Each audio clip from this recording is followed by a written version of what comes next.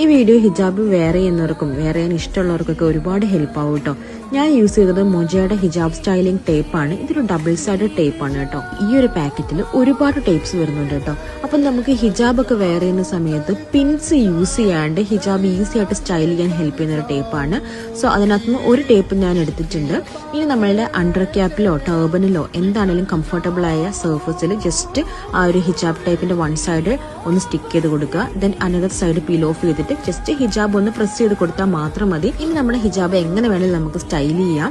ഇത് കാറ്റടിച്ചാലോ അതല്ലെങ്കിൽ തല ഷെയ്ക്ക് ചെയ്താലോ അങ്ങോട്ടും ഇങ്ങോട്ടും തിരിഞ്ഞാലോ ഒന്നും ഈ ഒരു സ്റ്റിക്കർ ടൈപ്പ് ഊരിപ്പോരില്ല. ശരിക്കും പറഞ്ഞാൽ നമ്മുടെ ഹിജാബിന്റെ സെന്ററിൽ പിന്നത് ഇതുപോലെ ചെയ്താല് ഭയങ്കര ബോറാണല്ലേ. സോ അതുകൊണ്ടാണ് ഞാൻ പിന്ന് ചെയ്യാതെ സ്റ്റിക്കർ ടൈപ്പ് തന്നെ യൂസ് ചെയ്യുന്നത്. അപ്പൊ ഈ ഒരു പ്രൊഡക്റ്റ് ഓൾമോസ്റ്റ് എല്ലാ ഹിജാബ് പേജസിലും അവൈലബിൾ ആണ് കേട്ടോ.